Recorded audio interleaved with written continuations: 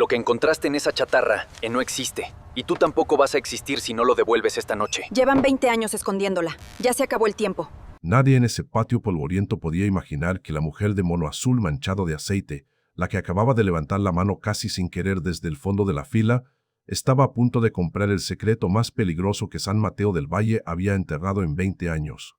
El subastador repitió el precio por tercera vez con voz aburrida, como quien anuncia el clima. 50 pesos. 50 pesos por esa montaña de óxido con ruedas que alguna vez fue una camioneta Ford del año 87. Nadie más levantó la mano, nadie más quería ese problema. Solo ella, Rosa Elena Vargas, 42 años, manos ásperas, mirada directa, mecánica de profesión y de alma, inclinó la cabeza hacia el subastador con una serenidad que a algunos les pareció indiferencia y a otros les pareció locura. El alcalde Salinas, que ese día había ido al remate municipal solo para presumir que supervisaba las cosas, la miró desde el otro lado del patio con una sonrisa burlona que no intentó disimular. Se inclinó hacia su secretario y le dijo algo al oído. Los dos se rieron. La secretaria también. Rosa no volteó. Ya estaba firmando los papeles. Lo que ninguno de ellos sabía, lo que ni siquiera Rosa sabía en ese momento, era que dentro de esa camioneta oxidada había algo que cambiaría San Mateo del Valle para siempre. Y que el hombre más poderoso del pueblo llevaría 20 años esperando que nadie la encontrara jamás.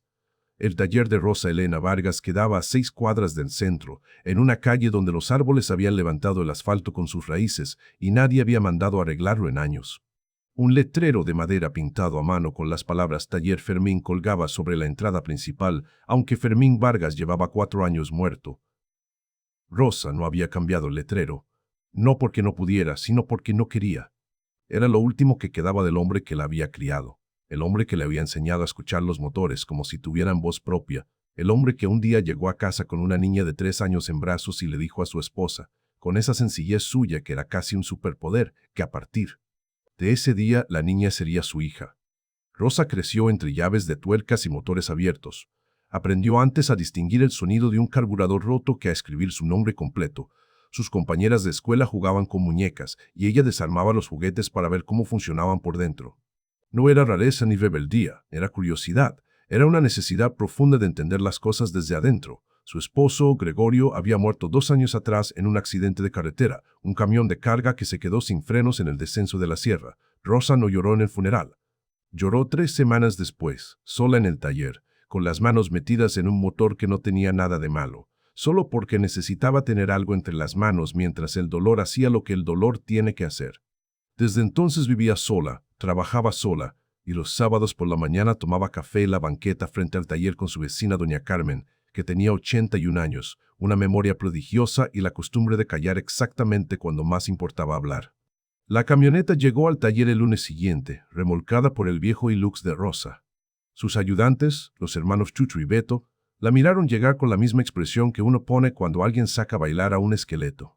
Chucho el mayor se limpió las manos en el trapo y preguntó para qué servía eso.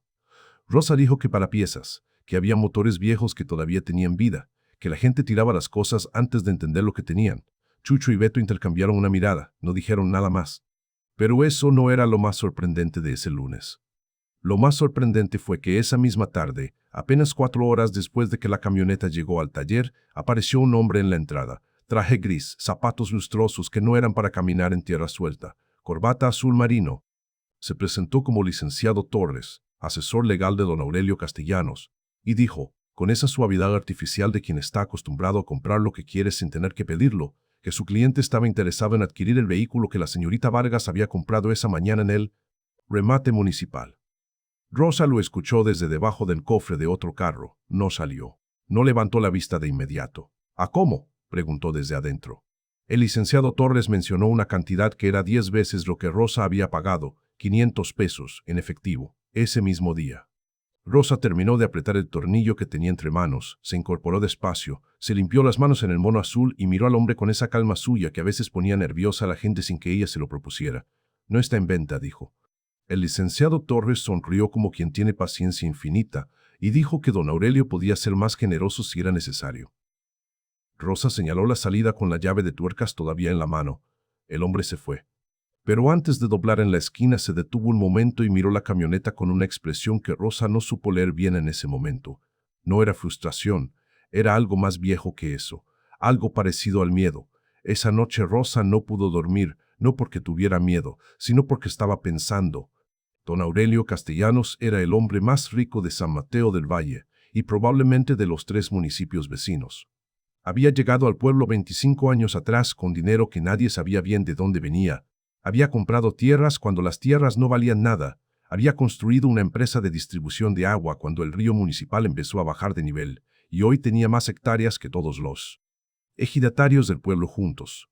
Vivía en una casa que era más bien una hacienda restaurada. Manejaba camionetas nuevas cada año y tenía la costumbre de aparecer en los eventos públicos justo a tiempo para que su nombre quedara asociado con cualquier cosa buena que pasara en San Mateo. Nadie lo quería especialmente, pero nadie lo confrontaba tampoco. ¿Por qué querría don Aurelio una chatarra oxidada de 40 años? Rosa se levantó a la 1 de la mañana, se puso el mono encima del pijama, cruzó el patio trasero de su casa que conectaba directamente con el taller, encendió la lámpara de trabajo y empezó a revisar la camioneta con más cuidado del que le había dado durante el día. Era una Ford F-150 del 87. Verde militar, aunque el color era difícil de distinguir bajo la costra de óxido. Las llantas estaban podridas. El vidrio del pasajero estaba roto y alguien había tapado el hueco con cartón y cinta de aislar. Hace tanto tiempo que el cartón se había convertido en algo parecido al cuero. El motor estaba agarrotado pero intacto. Los asientos de vinil estaban cuarteados y olían a humedad y a algo más, algo que Rosa identificó después de un momento como papel mojado y vuelto a secar muchas veces. Revisó el cofre. Revisó el cajón trasero. Revisó debajo de los asientos. Nada. Estaba a punto de apagar la lámpara cuando su mano rozó algo debajo del tablero, detrás de la guantera, una irregularidad en la madera, una junta que no correspondía a ningún diseño de fábrica que ella conociera. Rosa frunció el ceño. Se arrodilló en el piso del taller, sacó su linterna pequeña y alumbró el espacio debajo del tablero con la precisión quirúrgica de quien ha pasado la vida entera buscando cosas que no se ven a simple vista. Ahí estaba. Un compartimento. Pequeño, rectangular, construido a mano con madera contrachapada y disimulado detrás del tablero original con una maestría que solo alguien que conocía la mecánica de esa camioneta podía haber logrado. Tenía un cierre que no era un candado sino una palanca escondida, un mecanismo tan sencillo que era genial precisamente por eso. Rosa introdujo la mano despacio, y lo que sacó de adentro hizo que el taller entero, con su olor a aceite y metal y caucho quemado, pareciera de repente el lugar más silencioso del mundo. Un sobre manila grueso, sellado con cinta adhesiva café, que el tiempo había vuelto frágil como papel de China. Una libreta de pasta dura, negra, con el nombre Ernesto escrito a lápiz en la portada. Y debajo de todo, envuelto en un trozo de plástico transparente que había sobrevivido 2 décadas mejor que cualquier otra cosa, un sobre blanco más pequeño con 3 palabras escritas a mano en tinta azul ya desvanecida. Para quien encuentre. Rosa no abrió nada esa noche, no porque no quisiera, sino porque sus manos temblaban y no estaba segura de que eso fuera normal. Se fue a la casa, se sentó en la cocina, se preparó un café que no tomó y esperó a que amaneciera. Lo que nadie imaginaba era que esos 3 objetos polvorientos contenían la historia completa de cómo San Mateo del Valle había sido robado, no con violencia, no de noche, sino a plena luz del día, con papeles firmados, sellos oficiales y la complicidad silenciosa de gente que prefirió mirar para otro lado. Al día siguiente, a las 7 de la mañana, don Aurelio Castellanos apareció en persona en el taller, no mandó al licenciado Torres, vino él.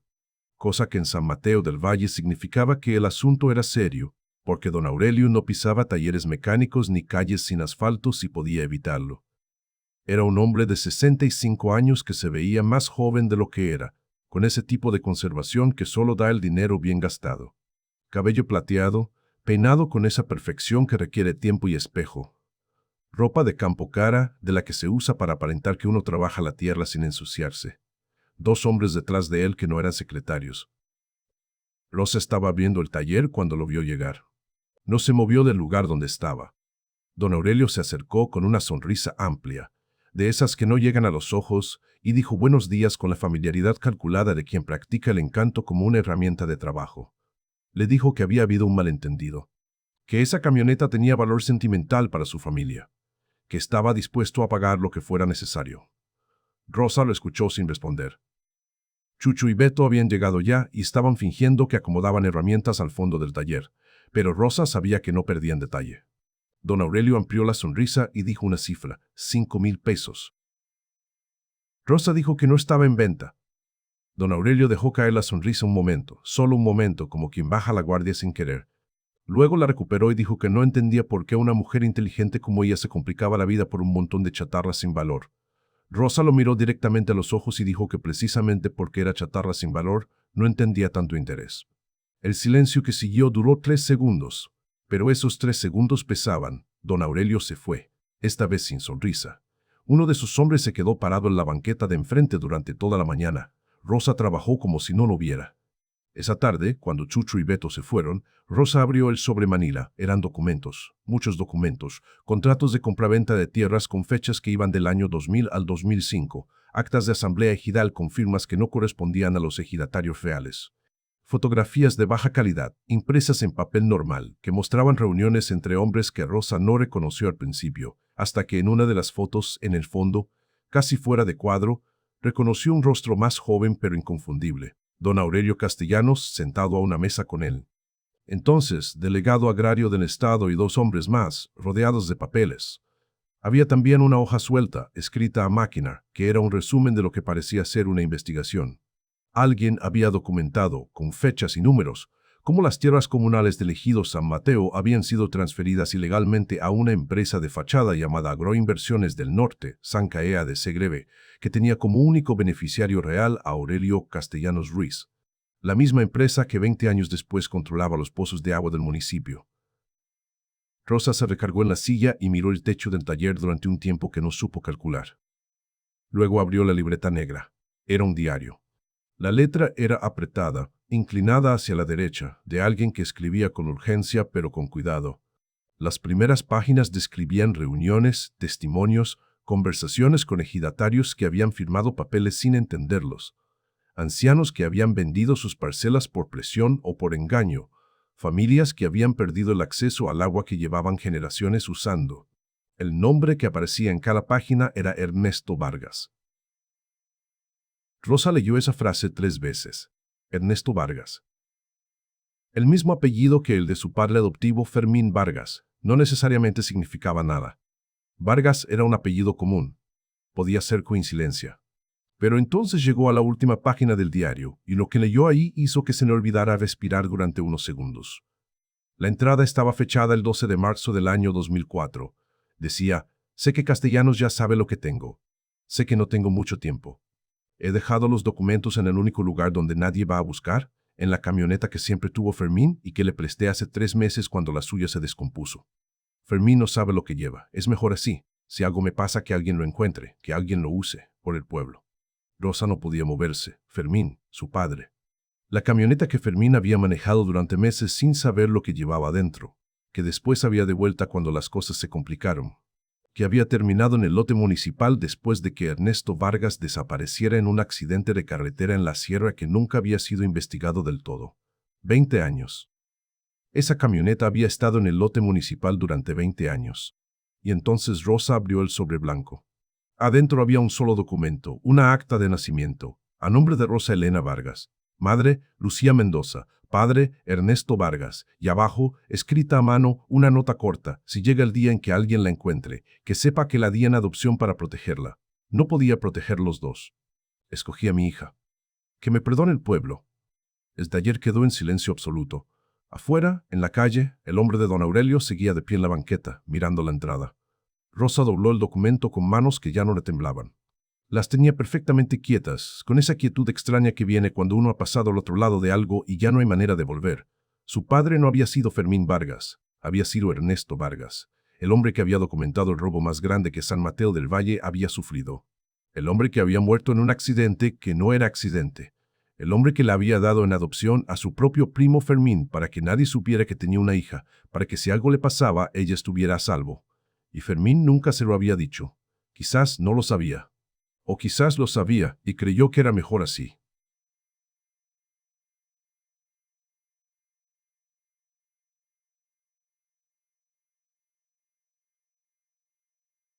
O quizás lo sabía y creyó que era mejor así.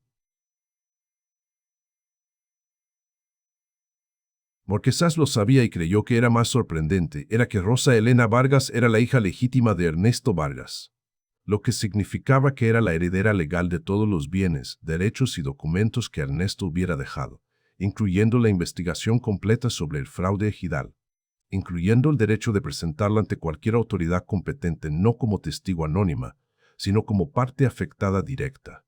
Don Aurelio no solo había robado las tierras de un pueblo, había robado la herencia de ella.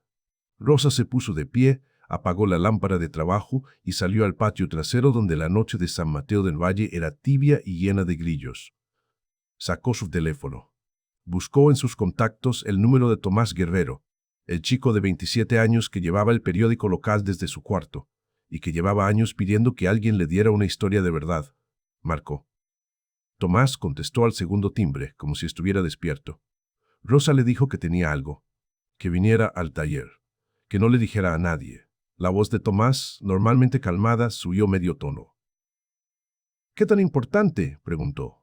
Rosa miró la oscuridad del taller a través de la ventana, donde la camioneta oxidada descansaba sobre sus llantas podridas como un testigo paciente que llevaba 20 años esperando que alguien le prestara atención. Suficiente, dijo Rosa. Tomás llegó en 20 minutos. Llegó en bicicleta con su mochila de reportero y ese nerviosismo suyo que se le notaba en los pies, que siempre estaban moviéndose aunque el resto de él estuviera quieto. Rosa le mostró los documentos sobre la mesa del taller, uno por uno, sin prisa, sin dramatismo, como se explica un motor, pieza por pieza, en orden, hasta que el conjunto tiene sentido. Tomás no dijo nada durante mucho tiempo, leyó y releyó, miró las fotos. Pasó los dedos sobre las firmas falsificadas como si pudiera sentir la mentira en el papel. Cuando terminó, miró a Rosa y preguntó si ella entendía lo que tenía en las manos.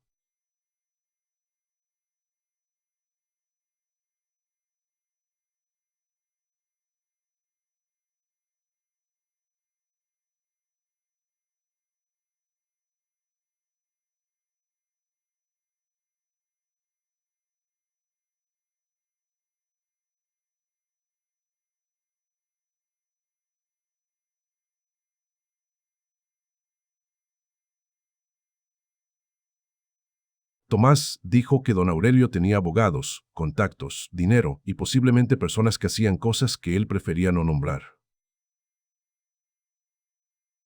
Rosa dijo que ya lo sabía, que por eso necesitaba que Tomás hiciera copias de todo esa misma noche, digitales y físicas, que las guardara en lugares diferentes, que mandara una copia por correo electrónico a una dirección que ella le iba a dar, la de su prima en Ciudad de México, que era abogada especialista en derecho agrario. Tomás la miró con una mezcla de admiración y preocupación que Rosa reconoció como la expresión de alguien que acaba de entender que la situación es real. Lo hicieron esa noche. Tomás fotografió cada documento con su teléfono, lo subió a 3 plataformas distintas, mandó el paquete completo a la prima de Rosa y a 2 periodistas nacionales que conocía de sus años en la universidad. Rosa guardó los originales en el fondo de la caja de herramientas de su padre, debajo de las llaves que nadie usaba desde hace años. A la mañana siguiente, Rosa fue a visitar a doña Carmen. La anciana estaba en su silla de siempre, frente a la ventana que daba a la calle, tomando su té de manzanilla con ambas manos como si el vaso fuera lo más frágil del mundo. Cuando Rosa entró y se sentó a su lado y sacó el acta de nacimiento, doña Carmen no se sorprendió. Miró el documento durante un momento largo. Luego miró a Rosa con esos ojos suyos que habían visto 81 años de San Mateo del Valle y que guardaban más historias de las que nadie le había preguntado nunca. Lo sabía, dijo doña Carmen, no todo, pero sabía que Ernesto tenía una niña. Sabía que la había dado Fermín. Fermín le había dicho una vez, años después, que la niña estaba bien, que había crecido, que era mecánica igual que él. Igual que Ernesto, dijo Rosa. Doña Carmen asintió despacio. Le contó entonces lo que sabía. Que Ernesto había sido presidente del comisariado ejidal hace más de 20 años, que era un hombre honesto hasta hacerse daño, de esos que no saben fingir que no ven las injusticias.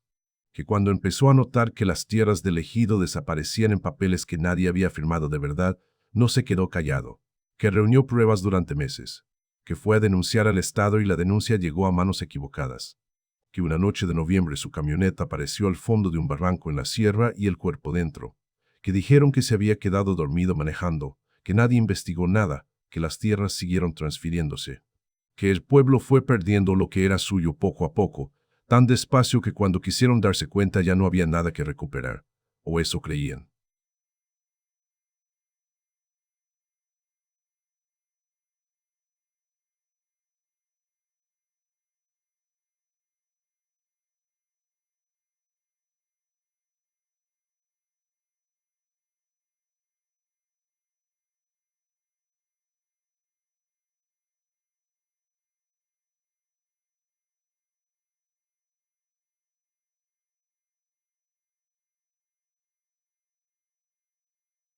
Doña Carmen miró por la ventana a la calle de San Mateo del Valle, con sus árboles que habían levantado el asfalto, con sus niños que jugaban sin saber que el agua que bebían venía de pozos que habían sido comunales antes de que alguien los robara con papeles y silencio. Dijo que llevaba 20 años esperando que alguien le preguntara. Lo que pasó en las semanas siguientes fue silencioso al principio, como las cosas importantes. La prima de Rosa, la abogada, revisó los documentos y confirmó que eran suficientes para presentar una denuncia formal ante la Procuraduría Agraria. Los dos periodistas nacionales a quienes Tomás había enviado el paquete respondieron con interés y comenzaron sus propias investigaciones. 3 ejidatarios mayores que habían firmado papeles sin entenderlos 20 años atrás, se presentaron voluntariamente a dar testimonio cuando supieron que alguien los escuchaba. Don Aurelio supo que algo estaba pasando antes de que pasara. Mandó al licenciado Torres 2 veces más. Luego mandó a los 2 hombres sin título. Rosa los recibió a todos en la entrada del taller, con la misma calma con que recibe un motor descompuesto, sin prisa, sin miedo, sabiendo exactamente lo que está mirando. La 7ª semana después de que Rosa comprara la chatarra, los periodistas publicaron la historia. No en el periódico de Tomás, que era local y tenía limitaciones. La publicaron en un diario nacional y en una plataforma de investigación periodística con más de 1 millón de suscriptores.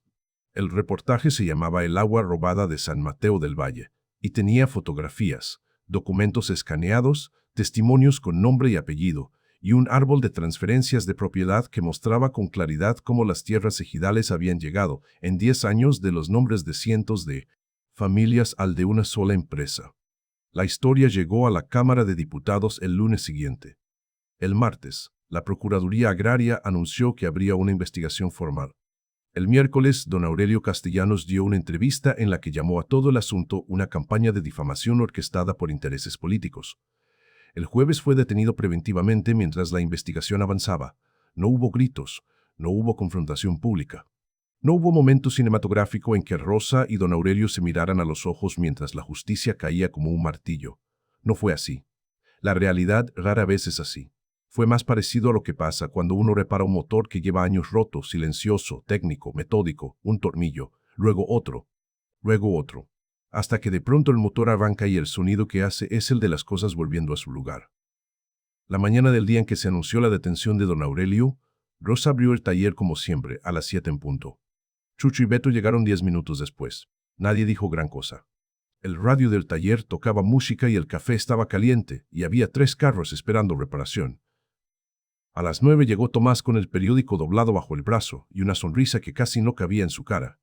Rosa lo leyó de pie, con una taza de café en la mano, apoyada en el costado de la camioneta oxidada que seguía ahí, que Rosa había decidido no deshuesar, que Rosa había decidido que algún día iba a reparar porque había motores que merecían volver a correr aunque nadie los esperara en ningún destino. En particular, esa tarde, antes de cerrar el taller, Rosa fue al Panteón Municipal. Tardó un rato en encontrar la tumba porque era pequeña y la lápida era sencilla. Una placa de cantera con el nombre, las fechas y una frase corta que alguien había mandado grabar y que Rosa nunca había sabido quién eligió. Ernesto Vargas. El que buscaba la verdad. Rosa se quedó ahí de pie durante un tiempo que no contó. El panteón estaba vacío a esa hora y el viento movía los cipreses con ese sonido suyo que es mezcla de lluvia y conversación lejana. Tenía muchas cosas que decirle al hombre que resultó ser su padre, cosas que no iba a poder ordenar en palabras por mucho tiempo todavía. Sobre la vida que no compartieron. Sobre Fermín, que la había criado con el mismo amor con que se cuida algo precioso que le confían a uno. Sobre los motores y los secretos y las cosas que se esconden en los lugares donde nadie piensa buscar. Pero lo más importante ya no necesitaba decírselo. Lo más importante ya estaba hecho. Rosa puso la mano sobre la lápida un momento. La piedra estaba tibia por el sol de la tarde. Luego se dio vuelta y se fue caminando de regreso al taller, con las manos en los bolsillos del mono azul, por la calle donde los árboles habían levantado el asfalto y nadie la había mandado a arreglar en años. Había mucho trabajo por hacer, y ella sabía exactamente cómo hacerlo. Mira el video hasta el final, el giro final lo cambia todo.